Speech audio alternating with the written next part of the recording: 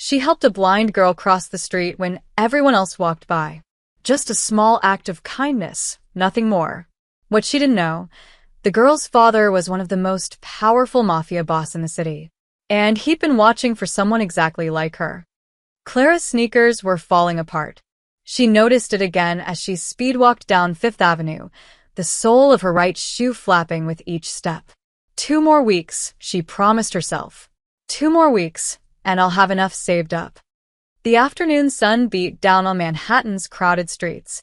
Suits and tourists brushed past her, everyone moving like they were late for something important. Clara checked her phone, 3:47 p.m. Her shift at Mel's Diner started at 4, and she was still 12 blocks away. "Excuse me, sorry." She dodged a man with a briefcase who didn't even look up from his phone. That's when she saw the girl. She stood at the crosswalk on the corner of 5th and 42nd, one hand gripping a white cane, the other clutching a small purse. She couldn't have been more than 17.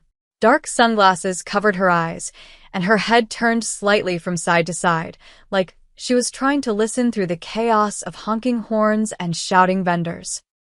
The walk signal flashed white. People surged forward around the girl. A businessman in a gray suit nearly knocked into her. The girl stumbled back, her cane tapping frantically against the sidewalk. Clara stopped walking. The signal was already counting down. 10, 9, 8. The girl took a tentative step forward, then stopped. Her hand trembled on the cane. Everyone kept walking. A woman with shopping bags squeezed past the girl without a word. A teenager on a skateboard swerved around her with an annoyed grunt. Clara looked at her phone again. 3:48 p.m. If she stopped, she'd be late. Mel would dock her pay again, maybe even give her night shift to someone else. She needed this job. She needed every dollar. The girl took another small step, clearly disoriented. A taxi honked loudly, making her flinch.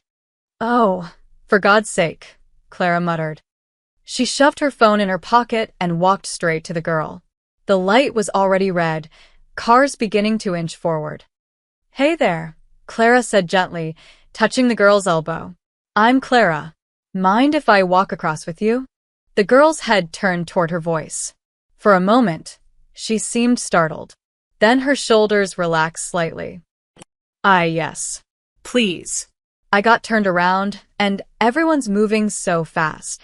"Tell me about it," Clara smiled, though the girl couldn't see it. "Okay, we're going to wait for the next light. It'll change in about 30 seconds.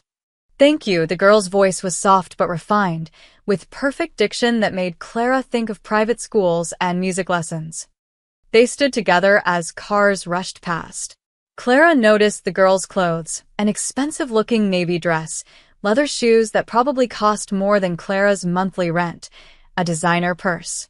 But there was something fragile about her, too, the way she held herself like she was always bracing for impact. "I'm Sophia," the girl said suddenly. "Nice to meet you, Sophia. You from around here?" "Upper East Side. I usually have someone with me, but I wanted to try walking alone today." Sophia's jaw tightened. Clearly, that was a mistake. "Hey, no. That took guts." The light changed, and Clara gently guided Sophia's arm. "Okay, we're walking now. Nice and steady. There's nothing in front of us." They moved together across the street. Clara kept her pace slow, narrating quietly. "About halfway now. Doing great. Okay. Curb coming up in 3 steps. 1, 2, 3, and we're up." On the other side, Sophia's face broke into a genuine smile. It transformed her completely. Suddenly, she looked like any other teenager, relieved and a little proud of herself. "That wasn't so bad," Sophia said. "You did all the hard part. I just kept you from getting hit by a taxi." Clara glanced at her phone. 3:52 p.m. "Damn it. Listen, are you okay from here? I'm really late for work." Yes, go. I can call my driver." Sophia pulled out a phone. "Thank you, Clara. Really? Most people just..." She trailed off. "Most people are idiots," Clara said firmly. "Take care of yourself, Sophia." She started to walk away, but Sophia called out. "Clara?" "Yeah." You have a kind voice. Sophia's smile returned, warmer this time. I hope you don't get in trouble for being late. Something about that made Clara's throat tight. When was the last time a stranger hoped she'd be okay? Don't worry about me, kid. I'm tougher than I look. Clara waved, a pointless gesture to a blind girl, and took off running down the street, her broken shoe flapping the whole way. She didn't see the black SUV that screeched around the corner 30 seconds later. She didn't see the 4 men in dark suits who erupted from it, surrounding Sophia with military precision. She didn't see the tall, dangerous-looking man with silver-streaked hair who crouched in front of Sophia, checking her over with hands that trembled slightly. And she definitely didn't hear him ask, in a voice cold enough to freeze blood, "Who was that woman?" Clara just kept running, already thinking about her shift, her bills, her broken shoe. Just another day in her small, struggling life. She had no idea that helping a girl cross the street had just put her on the radar of the most dangerous man in New York. Clara made it 3 blocks before she heard the screech of tires behind her. She didn't think much of it. This was New York, after all. Angry drivers were as common as pigeons. She just kept running, wheezing slightly, her lungs burning. 2 more blocks and she'd be at the diner. Maybe Mel wouldn't notice if she snuck in through the back. Stop right there. The voice was sharp, commanding. Military. Clara's legs froze before her brain could process why. She turned around slowly. 2 massive black SUVs had mounted the sidewalk behind her, doors flung open. 4 men in dark suits were striding toward her with frightening speed. They weren't running, they didn't need to. They moved like predators who knew their prey couldn't escape. Hands where we can see them, the lead man barked.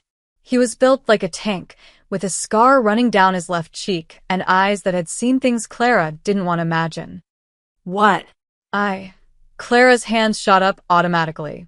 Her phone clattered to the sidewalk. I didn't do anything. People on the street scattered. A mother grabbed her child and ducked into a store. A hot dog vendor abandoned his cart. Everyone seemed to recognize danger when they saw it. The men surrounded her in a semicircle. Clara's heart hammered against her ribs. Up close, she could see the bulges under their jackets. Guns. These men had guns. What did you want with the girl? Scarface demanded. The girl? Sophia? Nothing. She needed help crossing the street, so You touched her. This came from a second man, younger, with cold blue eyes. You put your hands on her. To help her. She's blind. She was stuck at the crosswalk, and everyone was just ignoring her. Search her, Scarface ordered. Wait, no. Clara stumbled backward, but there was nowhere to go. Rough hands patted down her sides, her pockets. Someone grabbed her worn purse and dumped its contents on the ground. Chapstick, loose change, a crumpled $5 bill, her dead father's watch. The sad evidence of her life scattered across the dirty sidewalk. She's clean, Blue Eyes reported. No weapons, no wire. Please, Clara's voice cracked. I was just helping her. I'm nobody. I'm a waitress. I work at Mel's diner. You can call them, they'll tell you. Shut up, Scarface pulled out his phone, turning slightly away. Sir, we have her. The woman who approached Sophia. No, sir, she claimed she was helping. Yes, sir. Clara's whole body shook. She wanted to run, but her legs wouldn't work. What had she done? Who was Sophia? Why did helping a blind teenager cross the street result in armed men hunting her down? Another SUV pulled up. This one was even bigger, sleeker. The back door opened, and Clara's stomach dropped. A man stepped out. Tall, maybe 50, with silver streaking through dark hair. He wore an expensive charcoal suit that probably cost more than everything Clara owned. But it wasn't his clothes that made her knees weak, it was his eyes. Cold. Calculating. The eyes of a man who made problems disappear. Sophia emerged from the SUV behind him, guided by a woman in a black pantsuit. Papa, stop. Sophia's voice rang out clear and firm. She didn't do anything wrong. Papa. This was her father. The man's eyes locked onto Clara. She felt pinned, like an insect under glass. He walked toward her slowly, and the armed men parted like water. Sophia tells me you helped her, he said. His voice was quiet, controlled. Somehow that made it more terrifying than if he'd shouted. Is this true? Clara nodded frantically. Yes. Yes, sir. She was stuck at the crosswalk, and I helped her across. That's all. I swear that's all. She was kind, Papa. Sophia had pulled free from the woman and was walking toward them, her cane tapping confidently. She talked to me like a person, not like I'm made of glass. She asked my name. The man studied Clara for a long moment. Then he looked at his daughter, and something shifted in his face. Not softness exactly, but something close to it. You're certain? He asked Sophia. She has a kind voice, Sophia said simply. I know kind when I hear it. The man turned back to Clara. What's your name? Clara. Clara Mitchell. Well, Clara Mitchell. He reached into his jacket. Clara flinched, but he only pulled out a wallet. He extracted several $100 bills and held them out. Thank you for helping my daughter. Clara stared at the money. It was more than she made in a week. Maybe 2 weeks. But something about the way he held it, like it was a test, made her shake her head. I don't want money. I was just helping. His eyebrows rose slightly. You don't want money? No, sir. Anyone would have done the same thing. No, he said quietly. They wouldn't have, as you saw. He pocketed the money and gave a slight nod. The men immediately stepped back, creating a clear path for Clara to leave. You may go, he said. And Miss Mitchell? Thank you. Truly. Clara didn't need to be told twice. She scooped up her belongings with shaking hands, shoving everything back into her purse. She was 5 steps away when Sophia called out. Clara, will I see you again? Clara looked back. The girl was smiling hopefully, and her father was watching Clara with an unreadable expression. Maybe, Clara managed. Take care, Sophia. She walked away as fast as she could without running, her broken shoe still flapping. Her whole body trembled. She didn't know who those people were, but she knew power when she saw it. Dangerous power. Behind her, she heard the man's voice, low and thoughtful. Find out everything about her. Clara didn't hear that part. She just kept walking, telling herself it was over. A weird, scary moment, but over. She had no idea it was just beginning. Lorenzo de Luca sat in his study, a glass of bourbon untouched on the mahogany desk. The room was dark except for the glow of multiple computer screens. He'd sent Sophia to bed an hour ago, after she'd talked his ear off about the nice lady with a kind voice. A knock at the door. Come in. Vincent Russo entered, Lorenzo's head of security, the man he trusted more than anyone except family. Vincent had been with him for 23 years. He'd taken bullets for Lorenzo. He'd buried bodies for Lorenzo. And he'd never once asked a question that wasn't absolutely necessary. Got the footage, Vincent said, setting a laptop on the desk. And the preliminary report. Lorenzo gestured for him to proceed. Vincent clicked play. The screen showed 5th and 42nd, the camera angle from a traffic light. Timestamp. 3:48 p.m. Lorenzo watched the crowd surge past his daughter. Watched her stumble. Watched person after person ignore her like she was invisible. His jaw tightened. Then Clara appeared. Lorenzo leaned forward. The footage wasn't perfect, the angle was wrong, and people kept blocking the view. But he could see enough. Clara stopped. Looked at her phone. Looked at Sophia. Then made a decision. She approached Sophia carefully, not grabbing, not rushing. She spoke. Lorenzo wished he had audio, and Sophia's body language changed immediately. Relaxed. Trusting. They waited for the light together. Vincent had synced footage from 2 more cameras, showing different angles. Lorenzo watched Clara guide his daughter across the street with gentle competence. She narrated the walk. He could tell by the way her lips moved, warning Sophia about the curb. And then Sophia smiled. Lorenzo's chest constricted.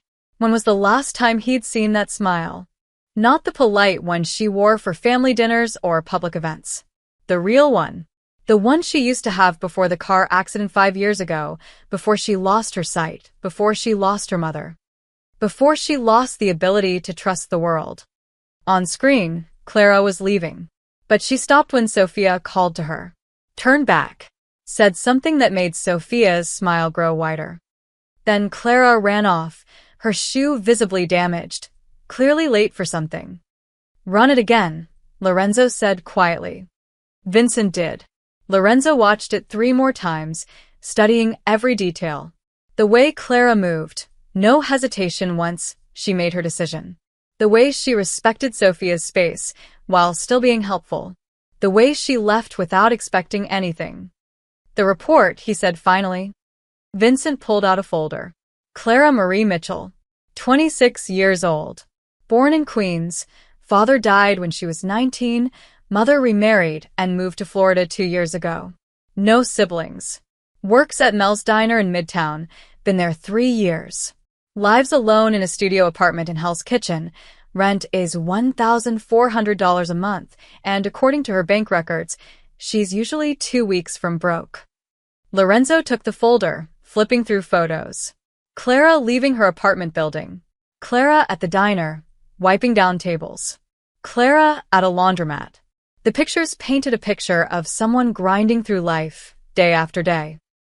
Criminal record, he asked. Clean. Not even a parking ticket. She did 2 years of community college before her father died, had to drop out to work full-time. No political affiliations, no social media presence worth mentioning. Last relationship ended 8 months ago. Guy named Derek Walsh, insurance salesman. Quiet breakup, no drama. Family connections? Friends with questionable backgrounds? None. Her closest friend is a coworker named Beth Santos. They go to the movies twice a month. Clara volunteers at a soup kitchen every other Sunday. That's about as exciting as her life gets, Vincent paused. Boss, she's nobody. Just a working girl trying to survive in an expensive city. Lorenzo nodded slowly, still studying the photos. In one, Clara was caught mid-laugh, talking to an elderly customer at the diner. In another, she looked exhausted, trudging home with grocery bags. She refused the money, Lorenzo said. Yeah, that's unusual. More than unusual. When's the last time someone in this city turned down $500 for 5 minutes of work? Vincent didn't answer. They both knew the answer was never. Lorenzo pulled up the traffic footage again, pausing on Sophia's smile. His daughter hadn't smiled like that since Maria died. For 5 years, he'd watched Sophia retreat into herself, building walls he couldn't break through. She was polite, obedient, but distant. Like, she'd decided the world wasn't worth engaging with anymore. Then this waitress with the broken shoe showed up and made her smile. What do you want me to do? Vincent asked. Lorenzo considered. Every instinct told him to keep Sophia away from outsiders. His world was dangerous. Anyone close to his family became a target. It was why Sophia rarely left the estate, why she was always surrounded by guards. But she'd asked to walk alone today. Begged for it. And he'd said yes because he couldn't stand seeing her trapped anymore. And this woman, this nobody waitress, had done what dozens of New Yorkers hadn't. She'd stopped. She'd helped. She'd been kind for no reason other than it was the right thing to do. Keep watching her, Lorenzo said finally, discreetly. I want to know where she goes, who she talks to, if anyone unusual approaches her. You think someone might be using her? Setting up some kind of play? no. But I want to be certain. Lorenzo closed the folder. And Vincent? Make sure she gets home safely every night. I don't want anything happening to her. Vincent's eyebrows rose slightly, the closest he ever came to showing surprise. Boss, you sure about this? Getting involved with a civilian? I'm not getting involved. I'm being cautious. Lorenzo stood, walking to the window. His estate sprawled below, lit up like a fortress. Sophia asked if she'd see her again. And I don't know yet. Lorenzo took a sip of bourbon finally, the liquid burning down his throat. But if my daughter asks for something that makes her smile like that, he trailed off, watching his reflection in the dark glass. Just watch her. Report anything unusual. Yes, sir. After Vincent left, Lorenzo watched the footage one more time.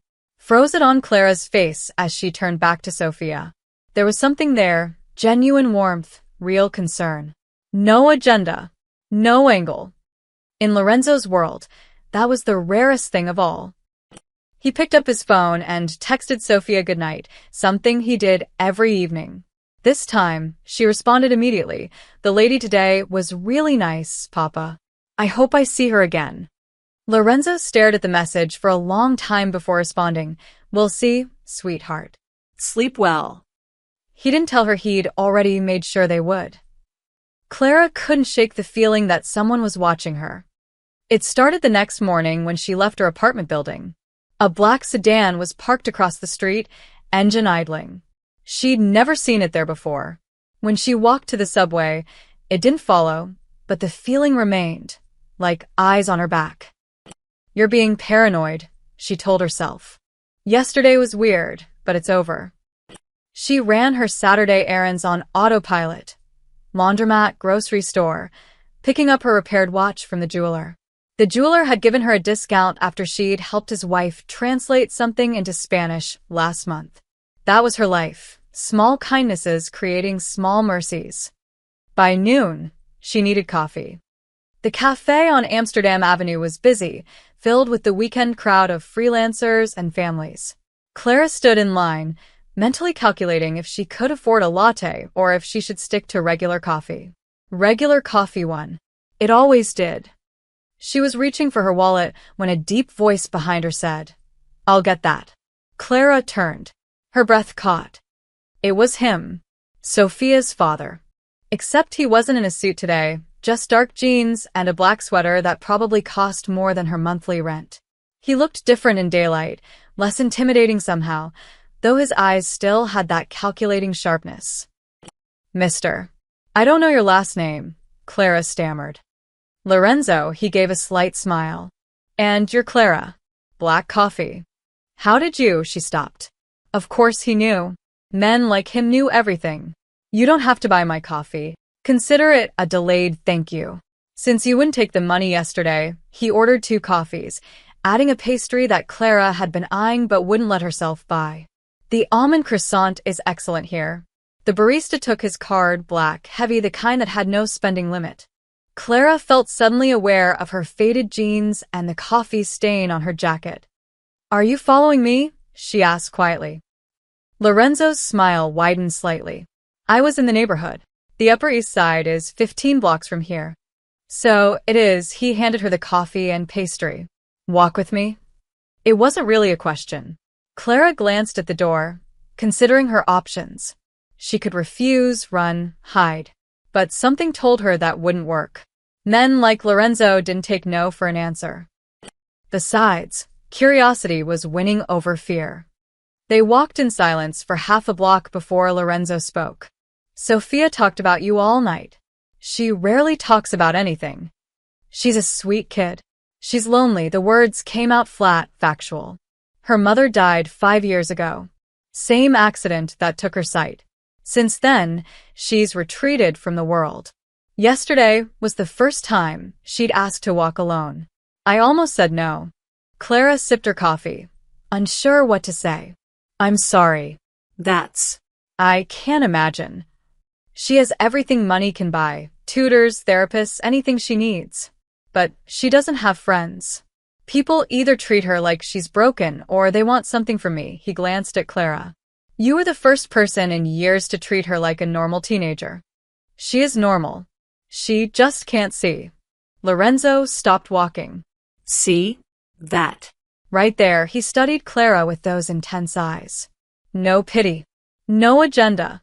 Just honesty. Clara shifted uncomfortably.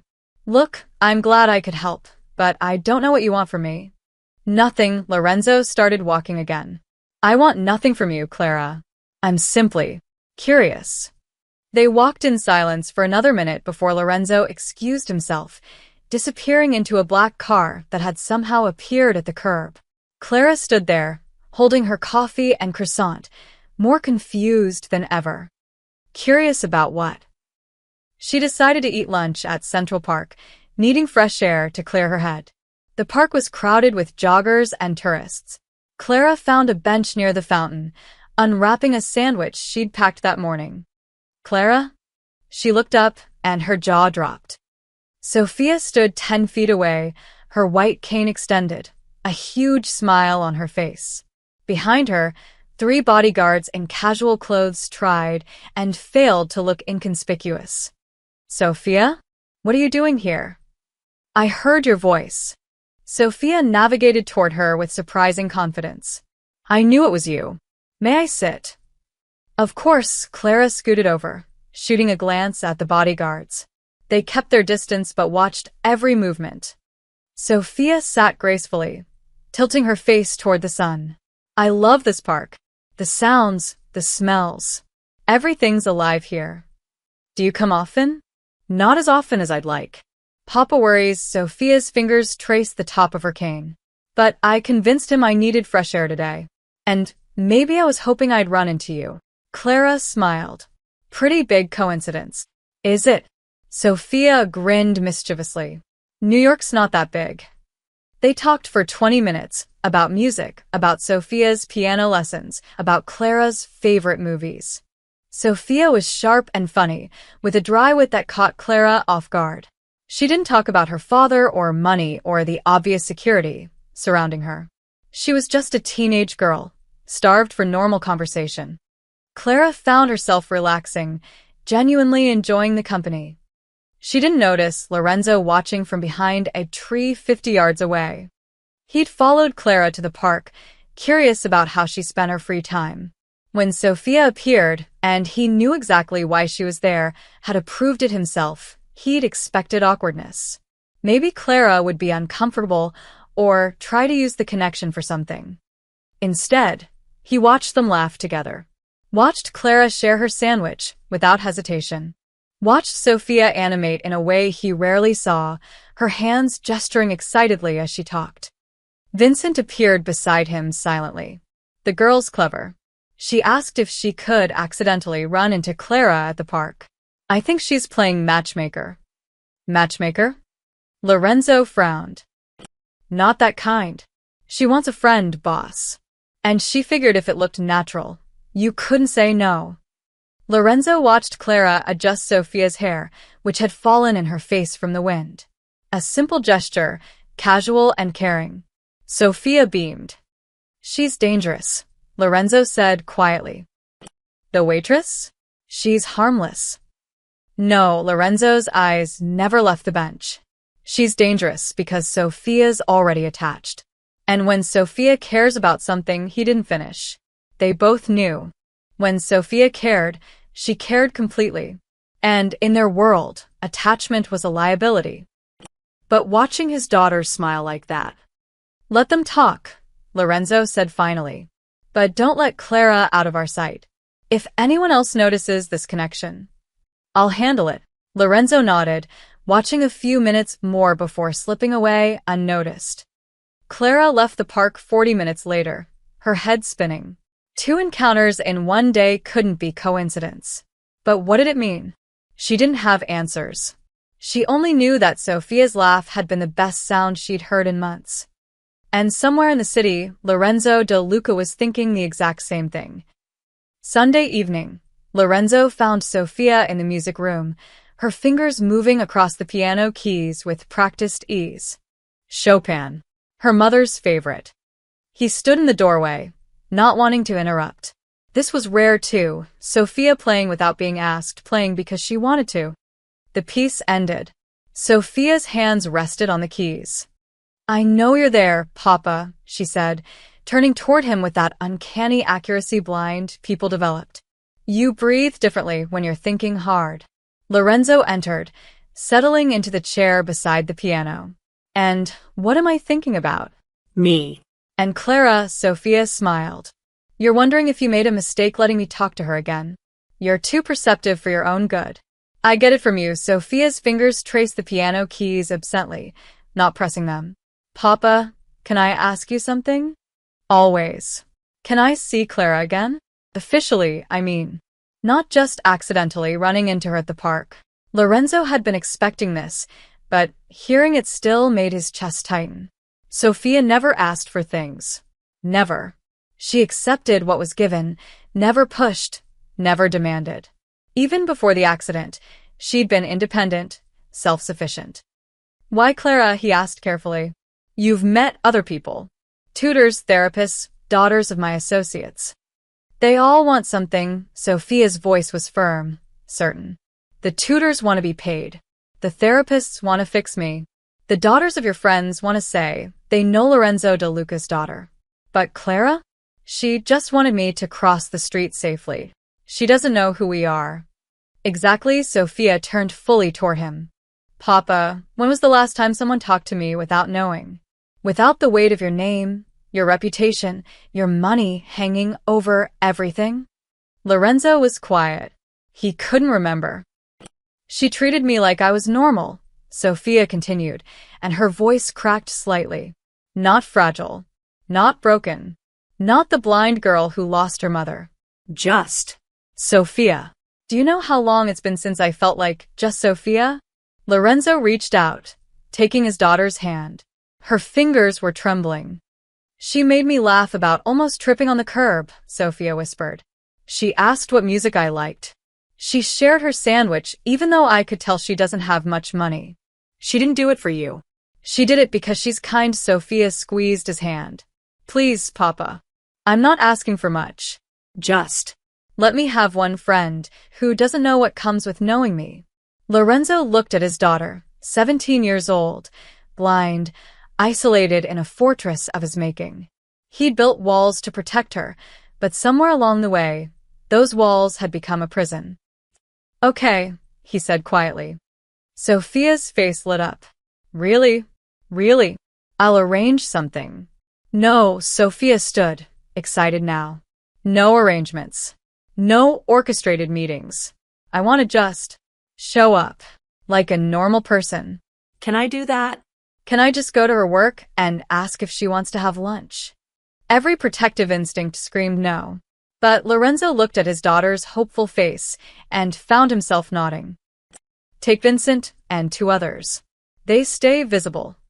Deal. Sophia threw her arms around him. Thank you, Papa. Thank you. Lorenzo held her, remembering when she was small, when Maria was still alive, when their world wasn't built on violence and secrets. For just a moment, he let himself believe that maybe Clara Mitchell was exactly what Sophia needed. Even if every logical bone in his body said this was a mistake. Monday afternoon, Clara was in the middle of the lunch rush when Beth elbowed her sharply. Clara. You got visitors. Clara looked up from pouring coffee and nearly dropped the pot. Sophia stood in the doorway of Mel's diner, flanked by 3 massive men in dark suits. Every customer had stopped eating to stare. Even Mel had come out from the kitchen, his face pale. Oh my God, Clara breathed. Sophia's cane swept the floor as she navigated inside, one of the bodyguards murmuring directions. She was wearing a simple sundress and looked nervous, her free hand clutching her purse tightly. Clara? Sophia called out. Are you here? I'm here. Clara set down the coffee pot and walked over, hyper-aware of everyone watching. Sophia, what are you doing here? I wanted to ask. Sophia paused, then smiled sheepishly. Actually, can we talk somewhere less public? Mel appeared at Clara's elbow. Everything okay, Clara? His voice was tight. He'd seen the bodyguards, the way they scanned the room like Secret Service. Yeah, Mel. This is Sophia. She's a friend. A friend. Mel's eyes flicked between Sophia and the armed men. Right. Well. Your break's in 10 minutes anyway. Take it now. Clara led Sophia to a booth in the back corner. The bodyguards took up position nearby, close enough to respond to threats, far enough to give the illusion of privacy. Sorry, Sophia whispered once they sat. I didn't mean to cause a scene. I wanted to see you. And I thought maybe we could have lunch together? If you're not too busy? Clara's mind raced. This was insane. This girl, This clearly wealthy, clearly protected girl had just walked into a dive diner in Midtown to ask her to lunch. Sophia, who is your father? Clara asked quietly. Really? Sophia bit her lip. Does it matter? 3 bodyguards kind of makes it matter. He's protective. Overly protective, Sophia reached across the table, finding Clara's hand. But I promise I'm not here to cause problems. I just like talking to you. You're easy to talk to. And I don't have anyone my age who just talks. Clara saw it then, the loneliness beneath the expensive clothes and security detail. This girl lived in a cage, even if the cage was gilded. Okay, Clara said. But I only have 30 minutes. Sophia's smile could have lit up the whole diner. That's perfect. Beth brought over menus, her eyes wide. Clara ordered a burger. Sophia ordered the same, then proceeded to tell a hilarious story about her piano teacher's cat that had Clara laughing so hard she snorted coffee. The bodyguards watched. Mel watched from the kitchen. The other customers whispered. But in their corner booth, 2 girls just talked and laughed like normal people. And for 30 minutes, that's exactly what they were. When Sophia left, she squeezed Clara's hand. Same time tomorrow. You're coming back. If you'll let me, Sophia's voice was hopeful, vulnerable. Is that okay? Clara thought about Lorenzo's calculating eyes, the guns under suit jackets, the dangerous world this girl clearly came from.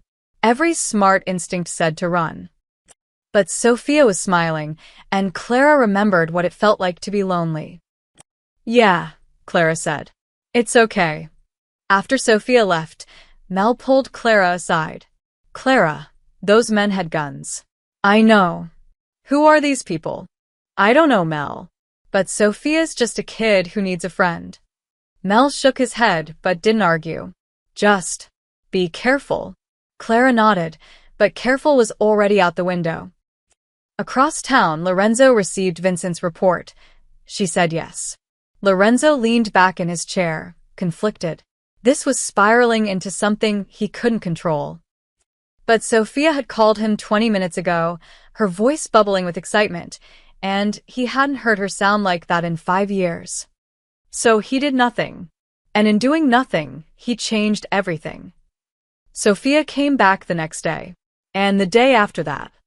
By Thursday, it had become routine. Sophia would arrive at Mel's diner at 1:30 p.m., right when Clara's break started. They'd sit in the same back booth, order food, and talk. About everything and nothing. Music, books, movies Sophia listened to with audio description, Clara's dreams of going back to school someday, Sophia's frustration with being coddled. They act like I'll shatter if I bump into a table, Sophia complained on Wednesday, stealing one of Clara's fries. I'm blind. Not made of porcelain. Have you told them that? Papa just gets this look. Like he's remembering. Sophia trailed off, then shook her head. Anyway, tell me more about the guy who tried to pay for his meal with a poem. Clara grinned, launching into the story. This was easy, natural. Sophia had a way of listening that made Clara feel heard, really heard for the first time in years. Not just nodded at, but understood. The bodyguards became background noise. Vincent, Clara had learned his name, always stood closest, his scarred face impassive. But she'd caught him almost smiling once when Sophia had made a particularly sarcastic comment about her piano teacher. On Thursday afternoon, after Sophia left, Beth cornered Clara by the coffee station. Okay, spill. Who is she? Just a girl who needs a friend. A girl with armed guards and a driver who picks her up in a car that costs more than this building. Beth raised her eyebrows. Clara, I love that you see the good in people, but this is weird. Rich people don't slum it in diners unless they want something. Sophia's not like that. How do you know? Clara paused, wiping down the counter. Because when I talk, she leans forward. She remembers things I mention in passing. She asked about my dad's watch. The one I wear every day that nobody else notices. She's lonely, Beth. Really lonely. And I know what that feels like. Beth's expression softened. Just be careful, okay? Rich people have rich people problems, and I don't want you getting caught in the middle of something. But Clara was already caught. She just didn't know it yet. Friday, Sophia asked if they could meet somewhere else.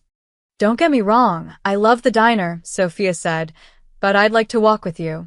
Like we did that first day. Papa says Vincent can follow at a distance." So they walked. Through Central Park, around the reservoir, past street musicians and artists. Clara described everything. The colors of fall leaves, a dog chasing pigeons, a mime that was making tourists laugh. "The mime is doing what now?" Sophia asked, incredulous. "He's pretending to be trapped in a box." "That's the dumbest thing I've ever heard." "You can't hear him. He's a mime." "Exactly." Sophia burst out laughing, and Clara joined her. Vincent and his team followed 20 paces back, close enough to respond, far enough to give them space. Vincent had his phone out, and Lorenzo's name was on the screen. He'd been sending updates every 30 minutes. They're laughing. The Mitchell girl just bought Sophia an ice cream. Sophia is happy. Lorenzo read each text in his office, building a mental picture.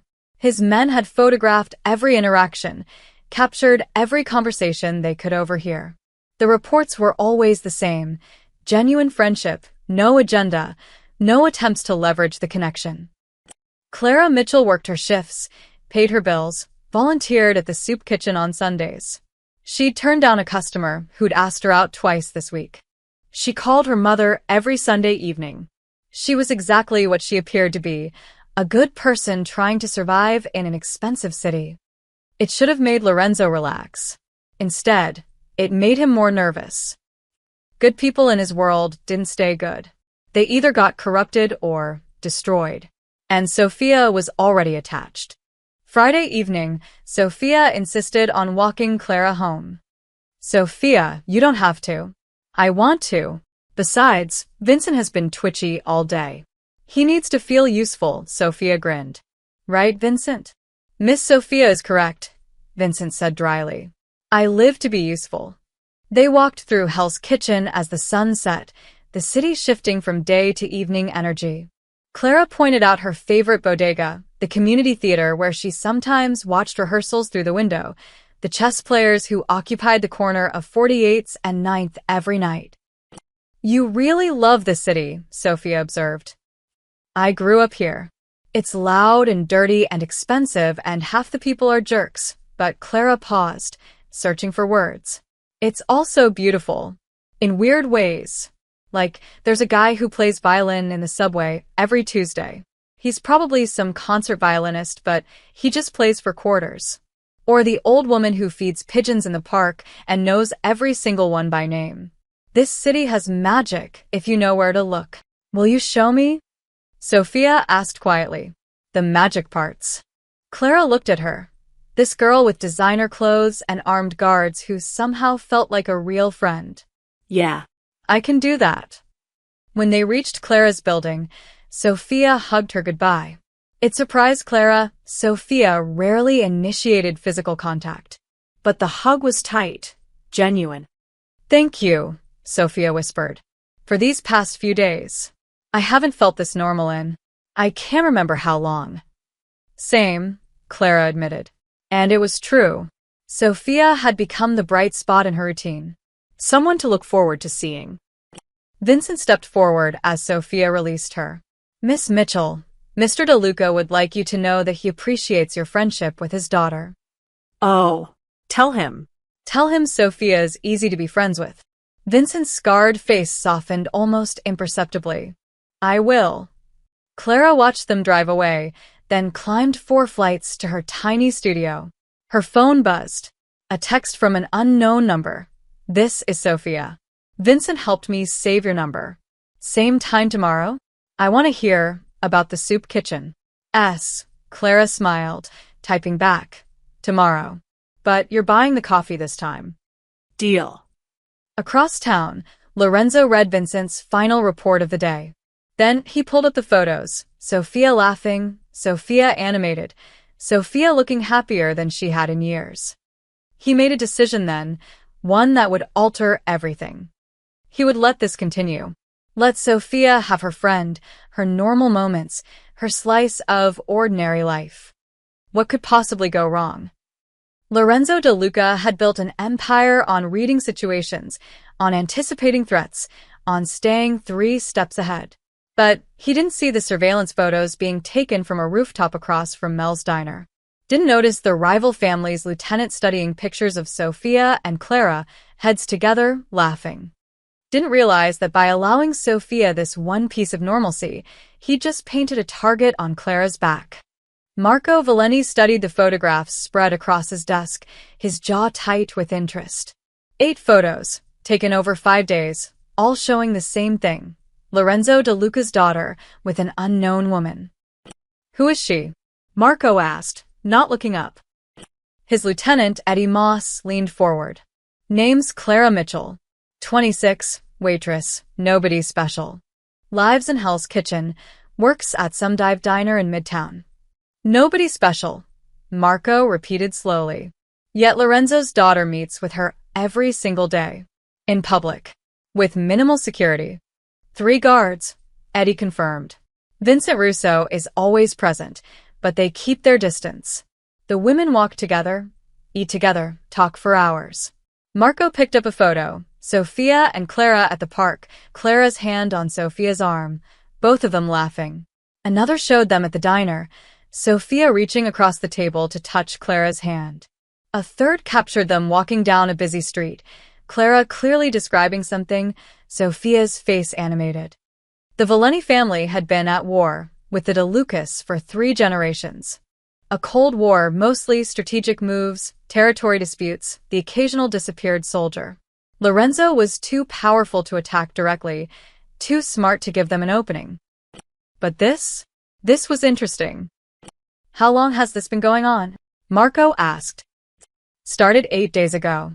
De Luca's daughter was stuck at a crosswalk. The Mitchell woman helped her. Since then, they've been meeting regularly. And what does Mitchell get out of it? Eddie shrugged. Nothing we can see.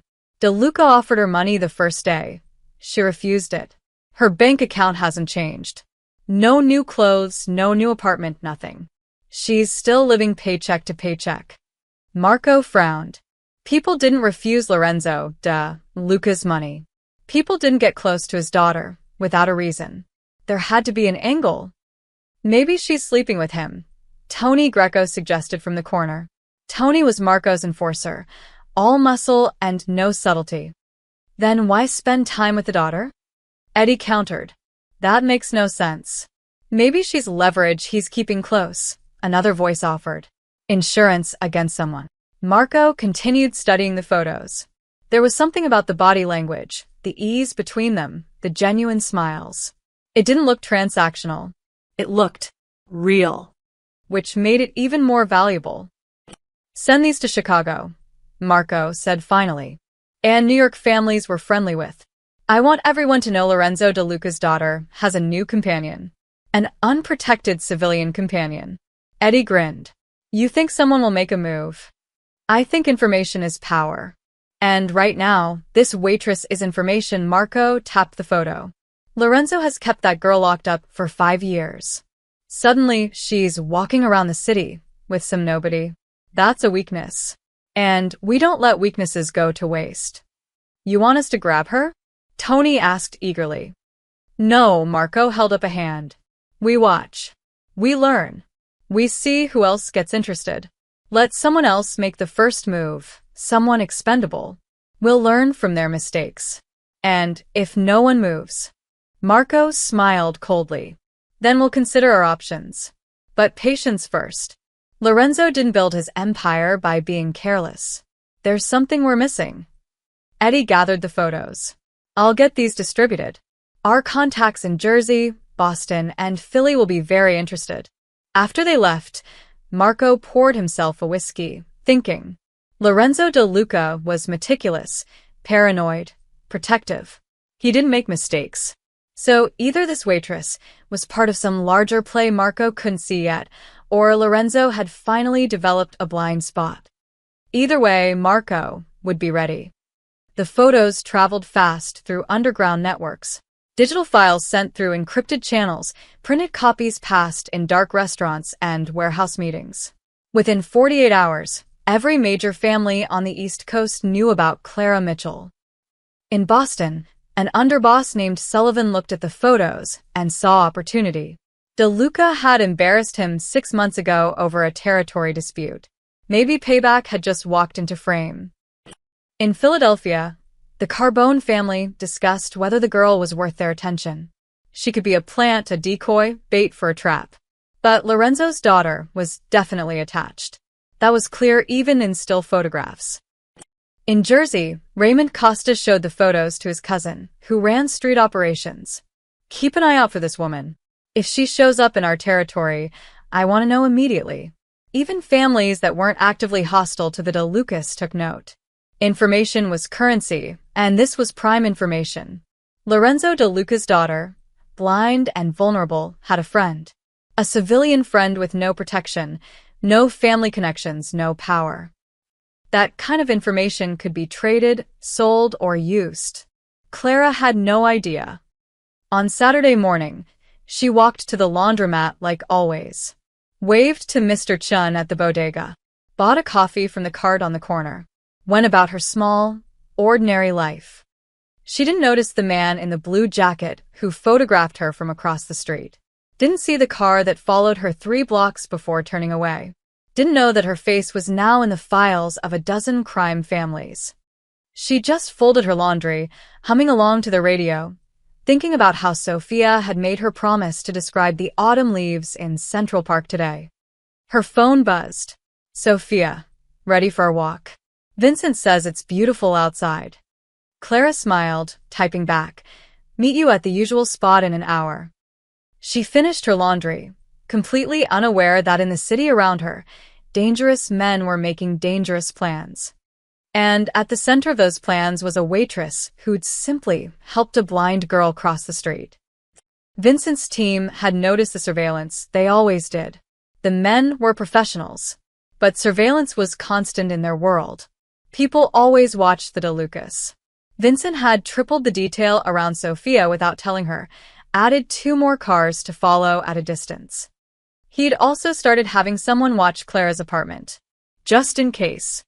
But he didn't tell Clara. Lorenzo had been explicit. Don't scare her off. Sophia was happy for the first time in years.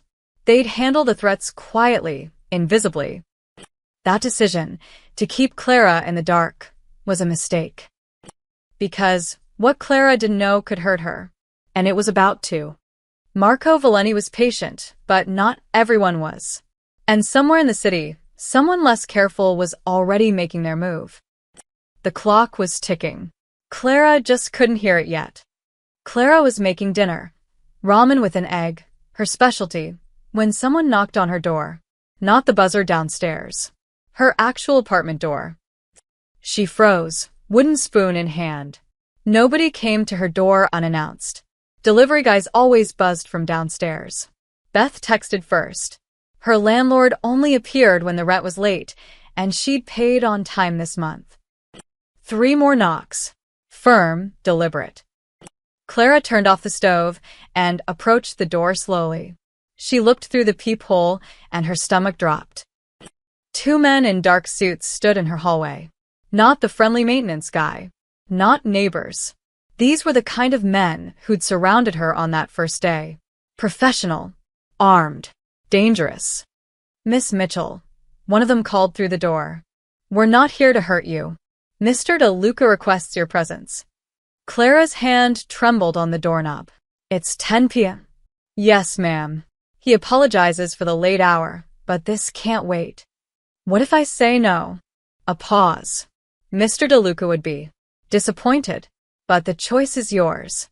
The way he said disappointed made it clear it wasn't really a choice at all. Clara opened the door, keeping the chain lock on. Up close, the men looked even more intimidating. "Am I in trouble?" "No, ma'am." "Mr. DeLuca simply needs to speak with you. It's important. About Sophia? He'll explain everything.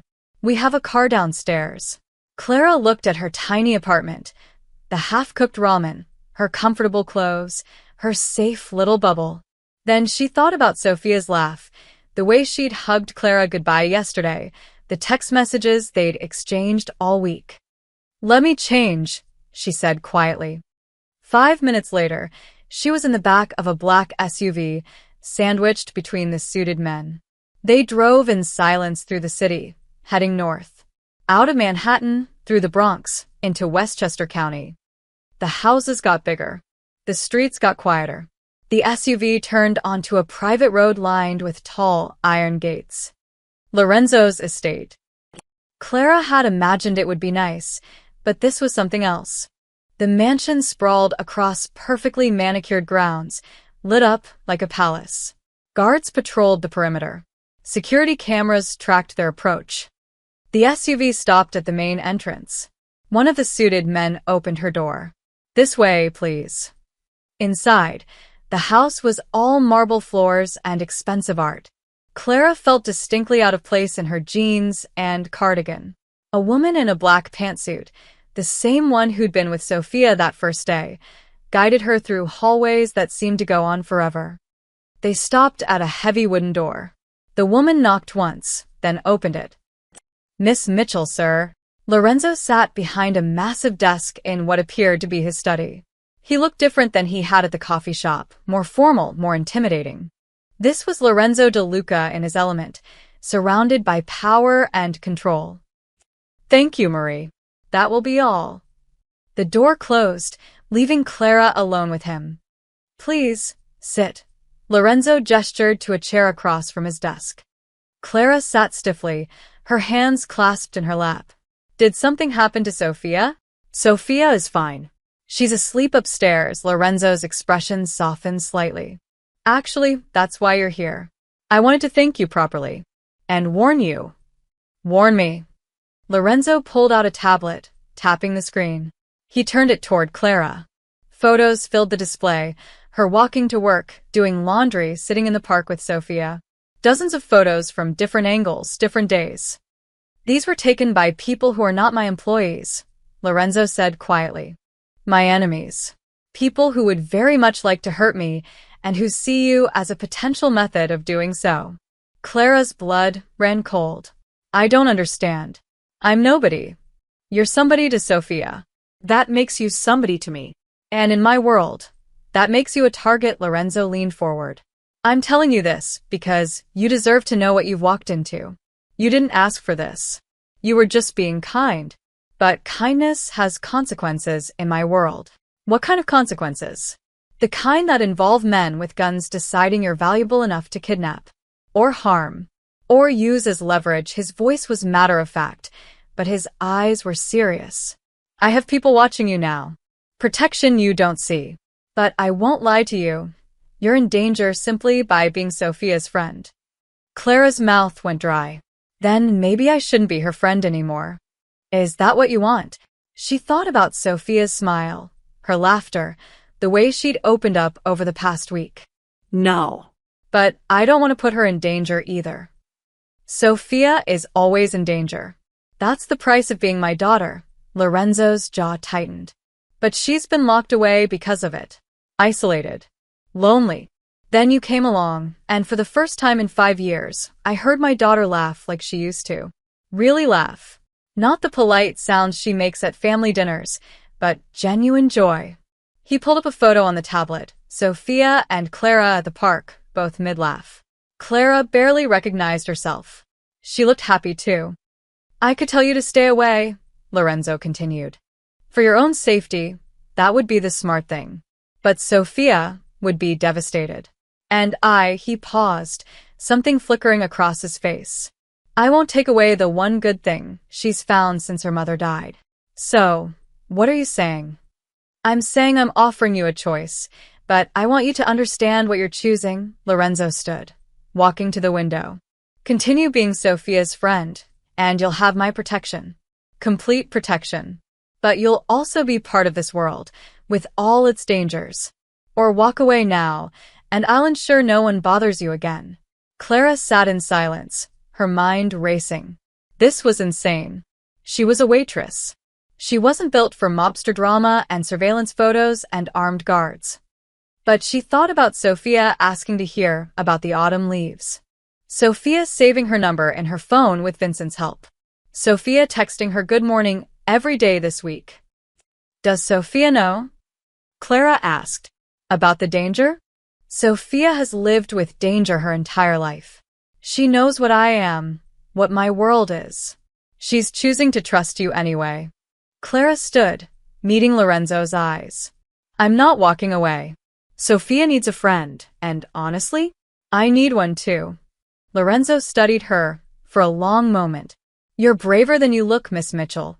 I'm probably just stupid. A ghost of a smile crossed his face.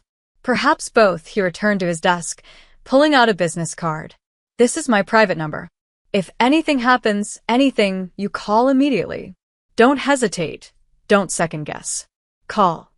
Clara took the card with trembling fingers. Vincent will drive you home. You'll notice more security around your building now. Don't be alarmed. They're mine, Lorenzo's voice hardened. And Miss Mitchell? If anyone approaches you asking about Sophia, about me, about anything, you tell me immediately. No matter how harmless it seems. Okay. I mean it.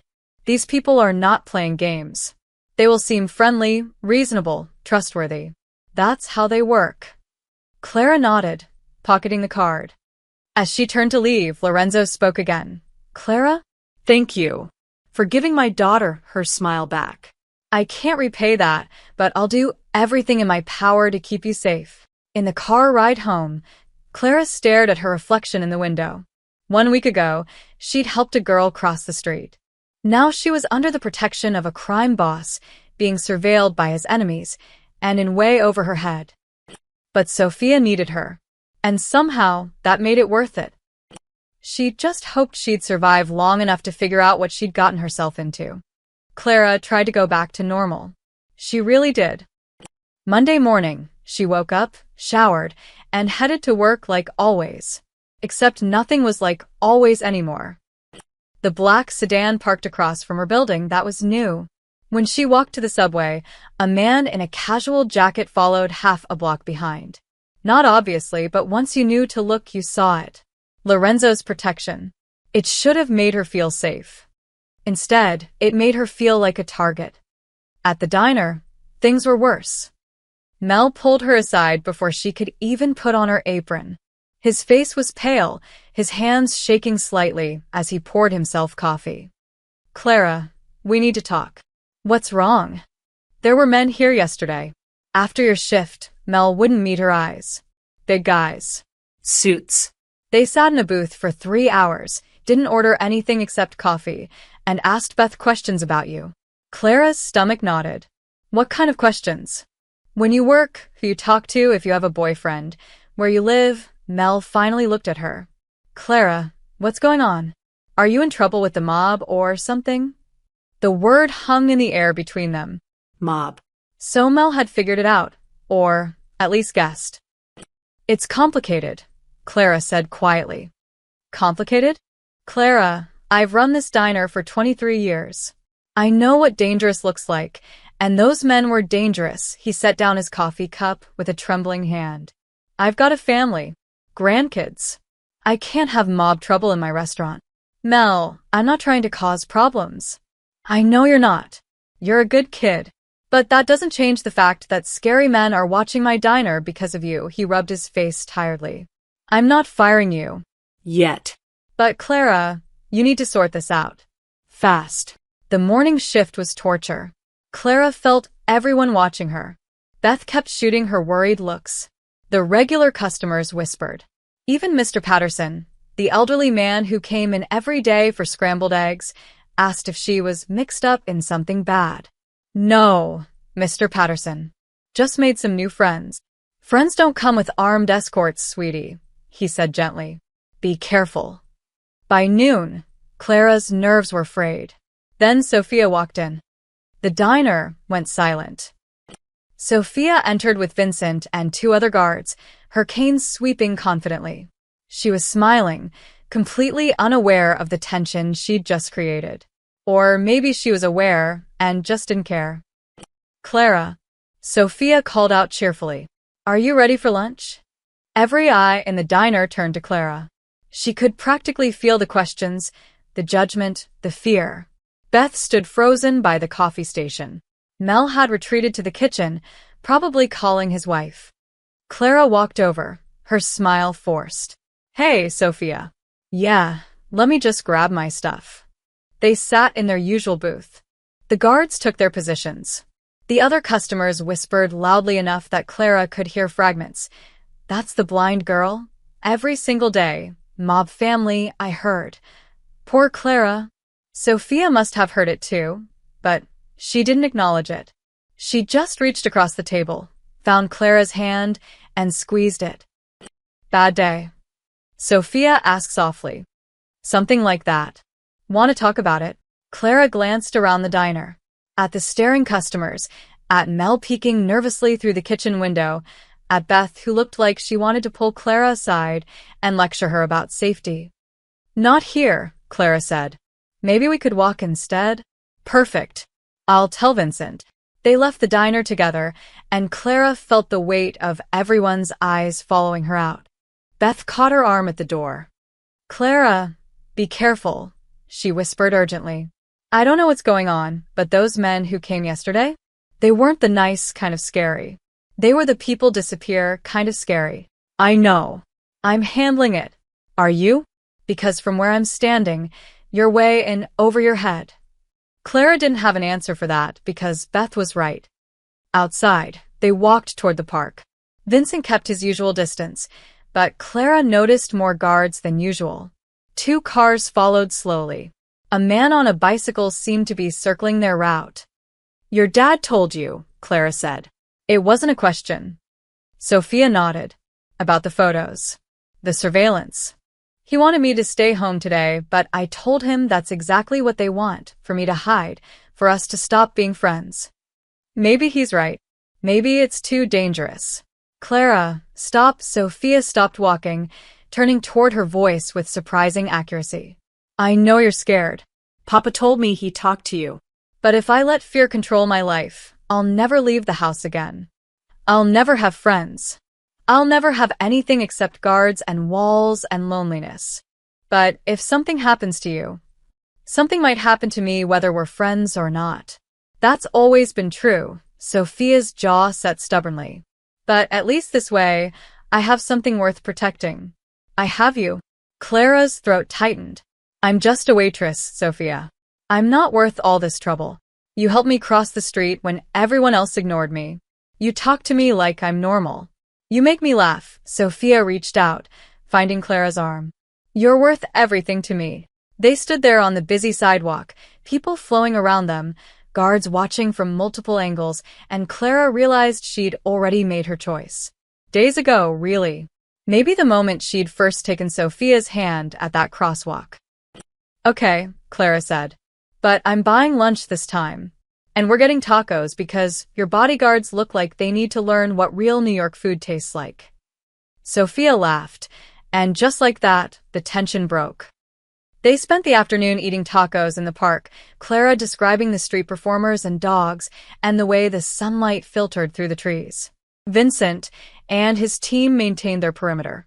Clara tried not to think about the surveillance photos, the whispers at work, the scared look on Mel's face. For a few hours, they were just 2 friends enjoying an autumn day. But when Clara got home that evening, she found something taped to her apartment door.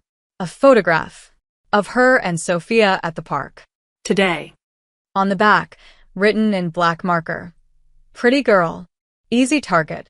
Clara's hands shook as she pulled out Lorenzo's card and dialed his number.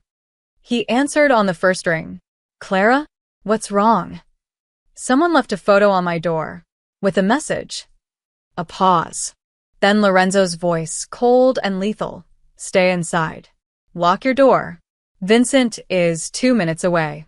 Clara did as she was told, but she couldn't stop shaking. This was real. The danger wasn't abstract anymore. It was a photograph taped to her door, a threat in black marker.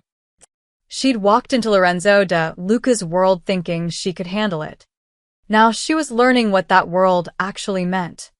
And somewhere in the city, people with bad intentions were deciding she was worth their attention. The clock was still ticking, but now Clara could hear it loud and clear. The next afternoon, Sophia insisted on going to Union Square. There was a farmer's market she wanted to experience, the sounds, the smells, the energy of people. Papa's going to say no, Clara warned over the phone. Papa already said yes. Reluctantly. But Vincent's bringing half an army, so it'll be fine. Clara wasn't so sure, especially after last night's photo. But Lorenzo had called her this morning, his voice calm and reassuring. They'd identified the source, low-level thugs working for the Boston crew, trying to make a name for themselves. His people had addressed the situation. Clara didn't ask what that meant. Extra security today, Lorenzo had said. Vincent plus 6 others. 2 advanced scouts. You'll be perfectly safe. So Clara met Sophia at Union Square at 2 p.m., trying to ignore the small army of guards positioned throughout the plaza. The market was crowded, tourists, locals, vendors calling out their wares. Perfect cover for threats, Clara thought, then pushed the paranoia away. She was here for Sophia, not to jump at shadows. Describe everything, Sophia demanded, her arm linked through Clara's. Clara obliged. Okay, there's a flower stand to our left, sunflowers, roses, something purple, I don't know the name of. Guy selling them looks like a hipster farmer.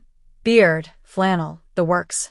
Ahead of us, there's a woman with a baby strapped to her chest, buying apples. They wandered through the market slowly. Sophia touched fabrics at one stand, smelled herbs at another. She was relaxed, happy, and Clara felt herself relaxing too. Vincent shadowed them closely, but the other guards had faded into the crowd. Professional, invisible. Maybe everything would be okay. They were near the center of the plaza, by a fountain, when Clara heard it. A sharp hissing sound. Then smoke. Thick, gray smoke erupting from multiple canisters scattered throughout the crowd. People screamed. Clara? Sophia's hand tightened on her arm, her voice suddenly afraid. What's happening? Smoke bombs, stay with me. Clara's mind raced. The crowd was panicking, pushing in all directions. She couldn't see Vincent anymore through the smoke. We need to move. A man rushed past them, shoving Sophia hard. She stumbled, her cane clattering to the ground. Clara caught her, pulling her close. I've got you. Hold on to me. More smoke. The acrid smell burned Clara's throat.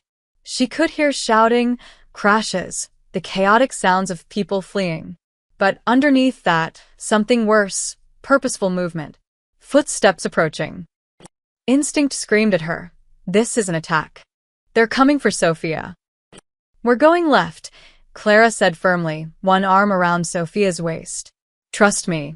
3 steps down, there's a vendor's table. We're going under it. Under. Now. Clara guided them down, practically dragging Sophia beneath a table that sold handmade jewelry. The tablecloth provided cover. Around them, people stampeded past. The smoke was worse down here, but at least they were hidden. Sophia was shaking, her hand clutching Clara's shirt. I can't see what's happening. 4 men. Maybe 5. They're searching the crowd. Clara's eyes stung from the smoke, but she could make out shapes moving with purpose, while everyone else fled. They're looking for you. How do you know? Because they're the only ones not running away. A burst of gunfire. Not close, but close enough. Sophia gasped, and Clara pulled her tighter. Vincent. Sophia whispered. I hope so. Clara scanned desperately for an exit. The smoke was starting to clear slightly. 20 feet away, she saw an alley between 2 buildings. If they could make it there. A man's legs appeared beside their table. Black boots. Military style. Check under there, someone called out. Clara didn't think. She grabbed a metal tray from the vendor's display and swung it hard at the legs. The man yelled, stumbling backward. Clara yanked Sophia up and ran. Straight ahead, 8 steps, then sharp right. Clara commanded, half carrying Sophia. Don't slow down. They ran. Behind them, shouts. Ahead, the alley. 5 steps. 3. Someone grabbed Clara's jacket. She spun, kicking backward blindly. Her foot connected with something soft. A grunt of pain, and the hand released. They made it to the alley. Clara pressed Sophia against the wall, positioning herself in front. Stay behind me, Clara. Just stay behind me. Two men appeared at the alley entrance. They had guns drawn, moving with military precision. Clara looked around frantically. Dumpster, fire escape, nothing useful. Vincent appeared behind the men like a ghost. One smooth motion and the first man was down. The second turned, but Vincent was faster. 2 shots, barely audible with suppressors. Both men collapsed. More guards flooded the plaza. Clara heard shouting, the sounds of a fight being won. Through the smoke, she saw men in dark suits moving with lethal efficiency. Lorenzo's people. Vincent ran to them, his scarred face tight with controlled fury. Are you hurt? We're okay, Clara managed. Her voice was shaking. Everything was shaking. Miss Sophia? Vincent's voice gentled. I'm fine. Clara kept me safe. Sophia's arms were wrapped around Clara's waist. She protected me. Vincent spoke into his radio. Target secure. I repeat, target secure. Miss Sophia is safe. Within minutes, the plaza was locked down. Police sirens wailed in the distance. Vincent ushered them to an SUV that had somehow materialized at the alley entrance. During the drive to Lorenzo's estate, Sophia didn't let go of Clara's hand. Lorenzo was waiting in the driveway when they arrived. Clara had never seen him move so fast. He pulled Sophia into his arms, checking her over with hands that actually trembled. I'm okay, Papa. I promise. Clara got us out. Lorenzo looked at Clara over Sophia's head. Their eyes met, and Clara saw something there she hadn't seen before. Respect. And gratitude. Deep, profound gratitude. Tell me, he said quietly. So Clara did. Haltingly, still shaking, she described the smoke bombs, the searching men, hiding under the table, running to the alley. Sophia filled in parts, describing how Clara had guided her, protected her, fought for her. She hit someone with a tray, Sophia said, a slightly hysterical laugh escaping. I heard the clang. You hit an armed man with a serving tray, Lorenzo repeated slowly. I didn't really think about it, Clara admitted. I just knew they couldn't have her. Lorenzo studied Clara for a long moment. Then he stepped forward and did something completely unexpected. He hugged her. Brief, almost awkward, but genuine. Thank you, he said quietly. Thank you for protecting my daughter. Clara's throat was too tight to respond. Vincent approached, his phone out. Boss, we got 2 of them alive. They're talking. Boston crew like we thought. Contract hit, amateur hour. I want every single person involved, Lorenzo said, his voice dropping to something cold and deadly. Everyone who knew, everyone who planned, everyone who funded. All of them. Already working on it. Lorenzo turned back to Clara and Sophia. His expression softened slightly. Come inside. Both of you. We need to talk. As they walked into the mansion, Sophia squeezed Clara's hand and whispered, You saved my life. You would have done the same, Clara whispered back. Maybe. But you actually did it. And in that moment, Clara realized something. She wasn't just Sophia's friend anymore. She was family. Lorenzo's embrace had confirmed it.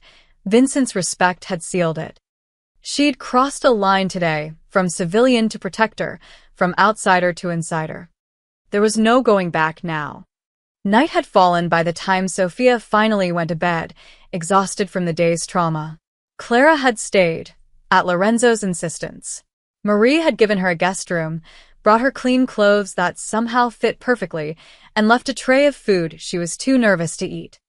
Now Clara sat alone in the luxurious room, staring at her phone. 17 missed calls from Beth. 5 from Mel. 3 from her mother in Florida, who somehow already knew something had happened. She didn't know how to explain any of this. A soft knock at the door made her jump. Miss Mitchell? It was Marie.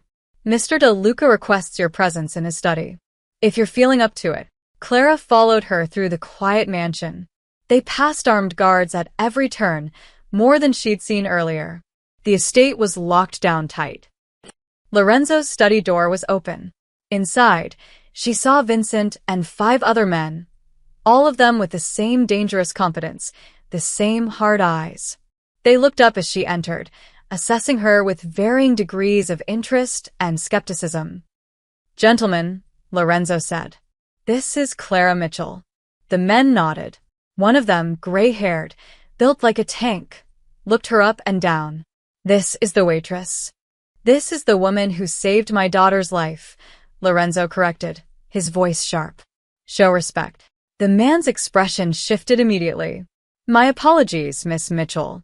"Thank you." "For Sophia." Lorenzo gestured to an empty chair. "Please sit. We've been discussing you." Clara sat stiffly, aware of all eyes on her. "Should I be worried?" "No." Lorenzo poured himself a drink, then offered her one. She shook her head. "We've been discussing your future. And Sophia's." "The Boston crew is handled," Vincent said from his position by the window. "We've sent a message that won't be misunderstood. But other families now know about Miss Mitchell. The situation has escalated." "Meaning?" Clara asked. "Meaning you're no longer just Sophia's friend in their eyes," the gray-haired man said. "You're a DeLuca asset. You fought for her, protected her. In our world, that means something." Lorenzo leaned against his desk, studying Clara. "Today, you proved something I wasn't sure could be proven. Loyalty. Real loyalty, not bought or coerced or demanded. You acted on instinct to save Sophia, putting yourself in danger without hesitation. Anyone would have." "No," Lorenzo's voice was firm. "Most people would have frozen, or run, or tried to bargain. You hit an armed man with a tray and ran into an alley with no exit strategy except putting yourself between Sophia and danger." He paused. "That's not anyone, that's exceptional." Clara didn't know what to say. "We have a problem," Vincent said. "Miss Mitchell goes home, goes back to her normal life. She's exposed. We can provide security, but she's vulnerable. And families will keep testing, keep probing, looking for weakness." "So, what are you saying?" Clara asked, though part of her already knew. Lorenzo set down his glass. "I'm saying I want to offer you a position. Official. Not as an employee, not as someone on the payroll. As Sophia's companion. Her protector. Someone who lives here, under my protection, with full access to my resources." The room went quiet. "You want me to move in?"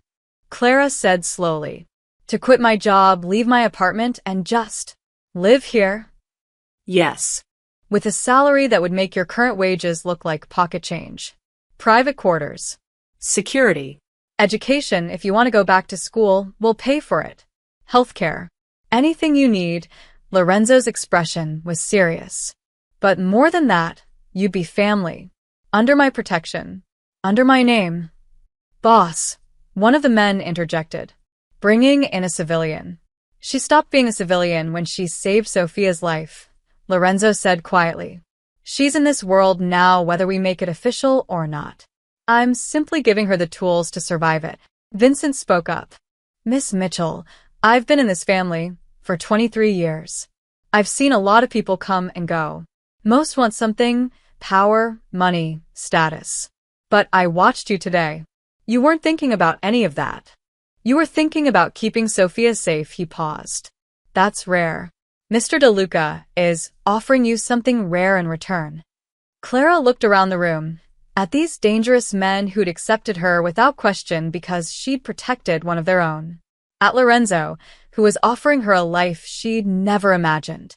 At the wealth and power and danger all wrapped together.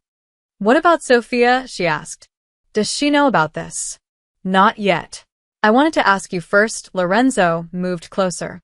"But Clara, my daughter asked to see you again before she went to sleep. She asked if you were leaving. When I said I didn't know, she looked more scared than she did during the attack." Clara's chest tightened. "Sophia needs you," Lorenzo continued. "Not because you can protect her, I have men for that. But because you see her. The real her. Not the blind girl. Not the Mafia princess. Just Sophia. That's something money can't buy. And what do you need? Clara asked. Lorenzo smiled slightly. I need my daughter to smile again. I need her to have a reason to leave her room in the morning. I need her to feel safe with someone who isn't paid to die for her. He paused. You've given me all of that in less than 2 weeks. So I'm asking, will you stay? Clara thought about her tiny apartment, her struggling existence, Mel's diner and broken shoes and counting pennies. Then she thought about Sophia's laugh, her trust, the way she'd held Clara's hand in the car and whispered, "Thank you." If I say yes, Clara said slowly, I need honesty. About everything. About who you are, what you do, what I'm really getting into. No more shadows and half-truths. Agreed. And I won't be a prisoner.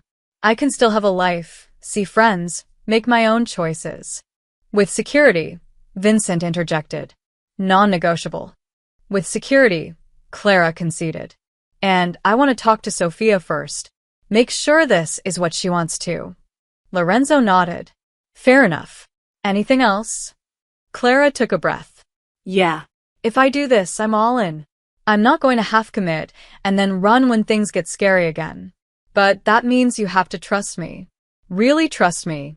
Not just as Sophia's companion, but as someone who's part of this family. You hit a man with a tray to save my daughter, Lorenzo said, something like warmth in his voice. I'd say you've earned that trust. The gray-haired man chuckled. Kid's got spine. I like her.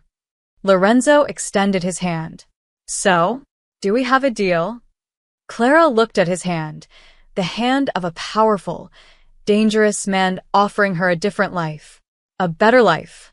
A more dangerous life. But a life with purpose, with meaning, with Sophia.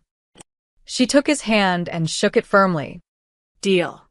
Lorenzo smiled, a real smile, not the calculated ones she'd seen before. Welcome to the family, Clara Mitchell. Vincent raised his glass. To Clara, Sophia's guardian angel. The other men echoed the toast, and Clara felt something shift. She wasn't an outsider anymore. She was one of them. Tomorrow, her old life would end. Tomorrow, everything would change. But tonight, she'd made a choice. And for the first time in years, it felt like the right one. Morning sunlight streamed through the guest room windows when Clara woke. For a moment, she forgot where she was. Then memory returned. The attack, Lorenzo's offer, her decision. She'd agreed to change her entire life. A soft knock at the door. Clara? Sophia's voice. Are you awake? Yeah, come in. Sophia entered, guided by her cane, but moving confidently through the unfamiliar room. She'd clearly memorized the layout already. Papa told me. About his offer. About what you said yes to. Clara sat up. I wanted to talk to you first, but he said, I know. He wanted your answer before getting my hopes up. Sophia sat on the edge of the bed, her face turned toward Clara's voice. Is it true? You're really staying? If you want me to. Want you to? Sophia's voice cracked. Clara, I've been awake since 5 a.m. afraid you'd leave. Afraid yesterday scared you away for good. Afraid I'd never hear your voice again. Clara took Sophia's hand. I'm not going anywhere. I promise. Sophia threw her arms around her, and Clara felt tears soaking into her shoulder. Happy tears, relieved tears. Thank you, Sophia whispered. Thank you for staying. Thank you for everything.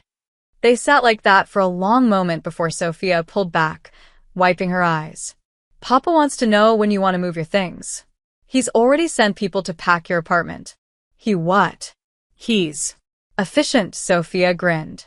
Also, Marie wants your clothing sizes. Apparently, you need appropriate attire for family dinners.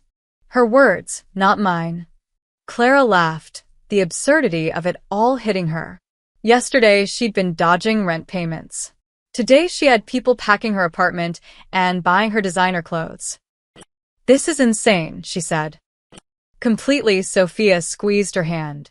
But good insane, right? Yeah. Good insane. The next week was a whirlwind. Clara's apartment was packed, cleaned, and her lease settled, with a generous payment to her landlord that made him weep with gratitude. Mel was stunned when she gave notice, but when she explained she was moving to take care of a friend full-time, he hugged her and wished her well. Beth made her promise to stay in touch and demanded monthly coffee dates. Her mother called, confused but supportive. "You're doing what now? Living with a family as a companion? Clara Marie, please tell me this is legal." "It's legal, Mom. I promise." The guest suite in the De Luco estate became hers, bigger than her entire old apartment, with a bedroom, sitting room, and bathroom that had heated floors. Her sparse belongings looked lost in all the space, but Marie promised they'd fix that with shopping trips. Vincent taught her the estate's security protocols, the panic buttons, the safe rooms. She learned the guards' names: Marcus, Tony, Pete, James.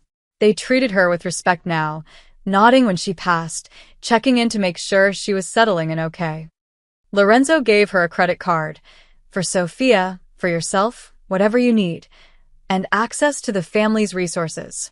Clara stared at the card for 10 minutes, unable to comprehend having no spending limit. But the best part was Sophia. They had breakfast together every morning, walked the estate grounds every afternoon. Clara described the gardens, the fountains, the way the sunset looked over the Westchester Hills. Sophia taught her piano pieces. Clara taught her how to make the perfect grilled cheese. They were sisters in everything but blood. 2 weeks after moving in, Lorenzo called them both into his study. "Sophia has a doctor's appointment downtown tomorrow," he said. "Standard checkup. Clara, you'll accompany her." "Of course. Vincent and a full security detail will be present." But Lorenzo looked at Clara seriously. "The world needs to see that Sophia has someone besides bodyguards. Someone who cares." Can you do that? Clara nodded. "Absolutely." The next afternoon, they drove into Manhattan. Clara's heart raced as they approached the familiar streets, her old neighborhood, her old life. It felt like years ago, not weeks. The car stopped at an intersection. 5th and 42nd. Clara's breath caught. The same crosswalk where everything had started. "What is it?" Sophia asked, sensing her tension. "This is where we met. The crosswalk." Sophia smiled. "Really? Papa didn't tell me he was bringing us here." "He probably planned it," Vincent said from the front seat, amusement in his voice. They got out of the car. The afternoon crowd surged around them, just like before. But this time, everything was different. Sophia stood at the crosswalk, her cane in one hand. But instead of looking lost and alone, she was smiling, confident. She extended her other arm toward Clara. "Walk with me?" Clara took her arm. The light changed. They crossed together, bodyguards flanking them discreetly. But the crowd seemed to part naturally, people instinctively moving aside. Some stared at the guards, at Sophia's designer clothes, at the obvious wealth and power surrounding them. But Clara didn't care. She just focused on Sophia, on the girl who'd become her family, on the life that had bloomed from one simple act of kindness. On the other side, Sophia squeezed her arm. "Thank you." "For what?" "For stopping that day. For seeing me when everyone else looked away." Sophia's voice was soft. "You changed my life, Clara. You changed mine too." They stood there as the city rushed past them, two girls who'd found each other in the chaos. Clara thought about her broken shoe, her desperate rush to work, the moment she decided to stop and help. One decision, one crosswalk, one act of kindness. It had rewritten her entire future, transformed her from a struggling waitress into someone with purpose, family, and belonging. And in return, she'd given Lorenzo de Luca something he'd thought was lost forever: his daughter's smile, her trust, her joy. The world parted around them now, showing respect instead of indifference. But the important thing hadn't changed: Clara and Sophia, walking together, facing whatever came next. Vincent approached. "Ready, ladies?" Sophia grinned. "Ready." As they walked toward the doctor's office, Clara glanced back at the crosswalk one last time. A young woman stood there, looking uncertain, while crowds rushed past her. Clara nudged Vincent. Hold on a second. She walked back to the woman. Hi. Need help crossing? The woman's face flooded with relief. Yes, please. Thank you. Clara guided her across, just like she'd done for Sophia. When they reached the other side, the woman smiled gratefully and hurried away. Sophia was grinning when Clara returned. Once a helper, always a helper. Someone helped me once, Clara said, taking Sophia's arm again. Changed my whole life. Figure I should pay it forward. Lorenzo had been right that first day. Kindness had consequences in his world. Dangerous consequences, complicated consequences. But also beautiful ones. One small act of kindness had rewritten Clara's future and brought light back into a powerful man's life. And as they walked into their next chapter together, Clara knew she'd make the same choice again. Every single time.